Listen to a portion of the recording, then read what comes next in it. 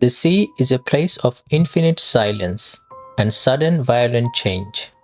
On December 4, 1872, the brigantine de Gratia cut through the glossy calm of the Atlantic, some 400 miles from the Azores. The day held no promise of a storm. Yet, from the lookout came a chilling cry. Another ship, a vessel, was drifting aimlessly. As they drew closer, the sight grew stranger. The ship, an American brigantine named the Mary Celeste, was under Persian sail. Her sails were a patchwork of canvas, some hanging loose, others billowing gently in the wind. But a sense of profound disorder clung to her rigging. There was no one on the deck, no captain at the wheel, no sailors to be seen. The silence that fell over the De Gratia was louder than any storm. For this was not the silence of a wreck, but the silence of a mystery.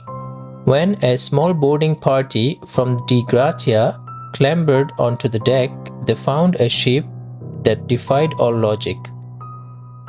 The Mary Celeste was in a seaworthy condition, her hull intact. She was well provisioned, with food and water for 6 months, and her cargo, over 1,700 barrels of industrial alcohol, was largely undisturbed. In the captain's cabin, personal possessions were left neatly in place, a razor and a shaving brush still resting on a mirror. The last entry in her logbook, found in a tidy cabin, was dated 10 days earlier, November 25th. It seemed as though the entire crew, Captain Benjamin Briggs, his wife, his 2-year-old daughter, and 7 crewmen, had simply vanished into thin air. The only thing missing was the ship's lifeboat. The mystery of the Mary Celeste is not defined by what was missing, but by what was left behind. The cargo was untouched, a fact that immediately ruled out piracy as a motive for abandonment. There was no sign of struggle, no blood, no evidence of mutiny or a violent confrontation. The discovery of the sounding rod on deck and a disassembled pump suggested that Captain Briggs may have believed the ship was taking on water.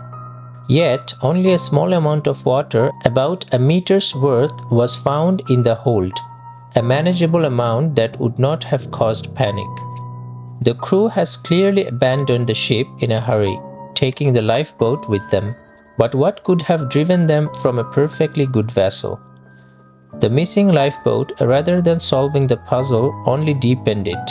It pointed to a deliberate, albeit misguided, choice to leave, not to an accidental fall or a sudden violent event that would have swept the crew away.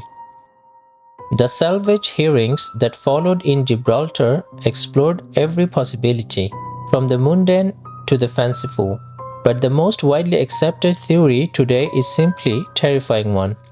A moment of panicked misjudgment. The Mary Celeste was carrying barrels of denatured alcohol, and experts believe vapors may have built up in the hold. These fumes, if they combusted, would have resulted in a loud explosion, a flash of fire, and a deeply frightening event. Faced with sudden sight of fire and the echo of an explosion, Captain Briggs may have believed the ship was about to blow. Panicked and believing doom was near, Briggs ordered a quick evacuation, abandoning a perfectly seaworthy ship to the mercy of the Atlantic. The chilling part of this theory is that the crew likely made a rational decision in the face of what they perceived as an imminent disaster. They would have boarded the lifeboat and waited a safe distance away from the fire and the threat to pass, only for a strong wave or a sudden squall to sweep them away, never to be seen again. They didn't perish in a supernatural event or a violent crime. They were lost to the unforgiving sea, a silent, random act of fate.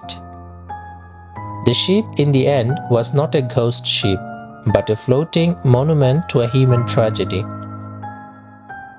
Despite the rational explanations, the mystery of the Mary Celeste captured the public's imagination, and its narrative power quickly transcended the simple facts. Tales of a giant squid attack, sea quacks, and even paranormal intervention and alien abductions circulated widely, with one author even suggesting it was a mystical experience linked to Atlantis. This manufactured mystery, perfected in fictional accounts, ensured that the Mary Celeste, the story's lasting power, is in its ability to resist closure, to remain a riddle. The Mary Celeste has since become a byword for unexplained abandonment. Her final, unceremonious end intentionally ran aground off the coast of Haiti in an insurance fraud scheme. While the ship itself was destroyed, the memory of its unsettling journey remains, a testament to our enduring fascination with the quiet terror of unknown.